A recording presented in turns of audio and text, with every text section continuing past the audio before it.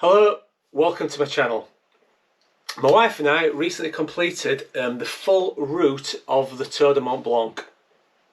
In this video, what I want to do is take you through all the costs that are involved, from when we got off the plane in Geneva to when we got back on it roughly 12 days later. And hopefully it'll give you some ideas as to the expenses involved if you're going to be planning your own trip. So, our particular trip, we took 10 days of trekking, plus we had an additional rest day, but we did trek from hut to hut, no camping. All the refuges that we used were half board, and then we supplemented any additional food with some boat packed lunches from the refuges, or supermarket shops, or sometimes even calling it a cafe or a refuge along the way and have a little bit of lunch. So all the costings that I give you are going to be for the pair of us. So if you're a single traveller, roughly think about half of it at each stage. Let's get started with the transport costs. So obviously you may be planning to arrive by a completely different route to the one that we were taking, but I'll tell you ours just for information really. So we flew into Geneva Airport and we'd pre-booked a transfer with a company called Alpibus. So this was a shared minibus, so we shared it with other travellers going to the Chamonix Valley, but it did offer a door-to-door drop-off service. So it meant that they picked us up from a designated spot outside the airport, took us to our hotel, and then at the end of the trip picked us up from our hotel, took us back to the airport.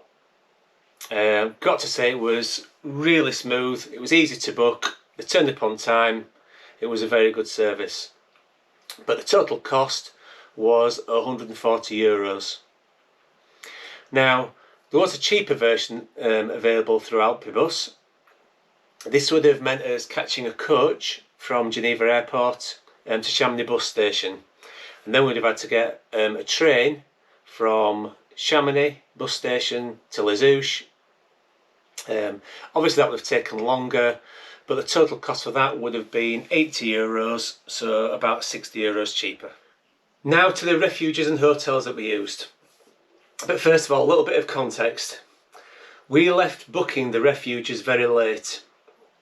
This was partly our last minute decision to actually do the trek, but also I think we'd originally planned to camp, but for a number of reasons we decided that using the refuges was going to be the best option for us.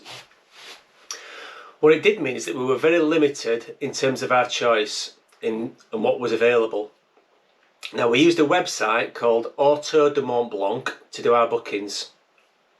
I'll be honest with you, it wasn't the easiest website to use, but the great thing about it was that it showed you what refuges were available in real time. So it meant that we could plan out a route with the available refuges that were still available. We found that not all refuges were on that site, and there was one that we had to contact directly in order to make our reservation. In planning our route, we also realised that we'd have to build in a rest day. Because of the limited number of hostels that were available, it meant we needed that rest day in order to be able to book the refuges that we wanted in advance. So I guess what I'm saying here is, if you are planning on doing this trip, do make sure you try and book your refuges with plenty of time. Don't leave it last minute like we did. The refuges that we used were all half board, but the sleeping arrangements did vary, and this was often reflected in the price. So I'll tell you the cost of the refuge and also what the room arrangements were as well. We arrived in Les Houches the day before we started trekking, so we needed some overnight accommodation. So I booked the Hotel Les Campagnols. So this was a hotel. It obviously had a private room, ensuite bathroom. So the cost of that room only was €104. We then ate our evening meal in the hotel, and we had our breakfast there next morning, and that was an extra €86. So total cost of €190. Our first refuge that we used on the trek was the Refuge Mont Blanc. The cost of that €120, and this was a shared dormitory with, I think there were 8 to 10 beds in there, and also a shared bathroom. Next was the Refuge des Mottes.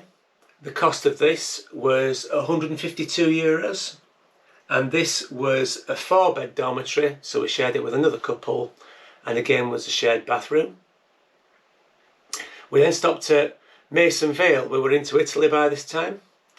The cost of that one, great place this, cost of that was €150, and that was a shared dormitory. I think it was about 12 to 14 beds in that shared dormitory, and was obviously a shared bathroom as well. We then moved on to the Refuge Bonatti. That cost €190, but in Bonatti we had a private room with a shared bathroom. Into Switzerland, the prices in Switzerland far more expensive. You've got to be aware of that. It's going to cost you a lot more when you get into Switzerland. We stayed at the Auberge de Glacier, which is kind of, I think it markets itself as a hotel, but anyway, we had a private room with its own shower but a shared bathroom. The cost of that for the night was €335. Staying in Switzerland, we moved on to the pension Plein Air. This is where we had to have our rest day. So we had 2 nights at the pension Plein Air. It was a private room with a shared bathroom, and the cost of that was €404 for the 2 nights. So one night, €202. We then had our last night in Switzerland at the Auberge Grand Ouse. That was a private room with a shared bathroom, €215. Then, back into France, we stayed at the lovely little Gîte de Moulin. It was a shared dormitory and bathroom. I think there again it was about 8 to 10 beds in that shared dormitory, but the cost was €99. Easily the best value place of the trip. We then had to slightly deviate off trail to get our next night. The Tour du Mont Blanc goes along the Grand Balcony Sud, and our stage finished at La Flégère, one of the ski places, but we couldn't book anything there because we'd left it too late. So we had to descend down to the valley, into the Chamonix Valley, where we got an Airbnb at La Lavanchère. That cost us €185, but I think that was a slightly inflated price because that weekend there was the Chamonix Marathon taking place, so it was really difficult to get accommodation. I think they'd inflated the prices a bit, so you could find something much cheaper than that, I do believe. And then we finished off back at our hotel Les Campagnols when we finished in Les Houches, and that for the room only had gone up in price. It was €135. We didn't eat in the hotel that night, and we didn't have breakfast there next morning. So all in all, that gave a grand total cost of €2,175 for the refuges. Right, on top of that we had some additional food costs because obviously the refuges were only half board, so we had lunches to sort out, and we kind of mixed things up a bit there. So we had 2 packed lunches. You could buy packed lunches from all the refuges if you want to do, and they usually cost between sort of €10 and €15. I have to say, generally, well, the 2 we had were very good. So they cost us €46, our 2 packed lunches. But then as we went round, picked up some things from supermarkets and bakeries, sandwiches, snacks, that type of thing. And the total cost of that was just under €70. And then we also had 2 lunches where we actually went to a refuge, just sat down, had our lunch there. Those 2 lunches cost us €72. So the total cost for those lunches was €188. Now we also had drinks as well as we went round. Usually when we finished our day at a refuge, we'd have a drink. Sometimes we'd have drinks at refuges, on the way around, stop for a late morning or afternoon drink. We were usually having, well, either soft drinks, coffee, or 0 alcohol beer, and they were around about €4.50 to €5 as a rough guide. So I reckon that we spent about 145 euros on those drinks. On our evening meals, we just drank water, and we found that was great. Always plenty of water available to drink with your meals, so that was fantastic. So 145 euros for drinks. Now, we had a couple of additional food items that we needed to get. Obviously, when we used our Airbnb, there was no food included in that. So we just went to Chamonix, went to the supermarket, got a few things from there. So that was like, I don't know, 16 euros, I think it cost us for that.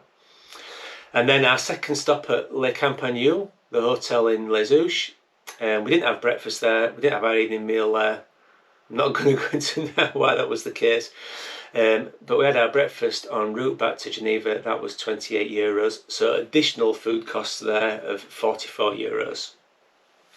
So they meant in total, additional food costs outside the refuges was 377 euros.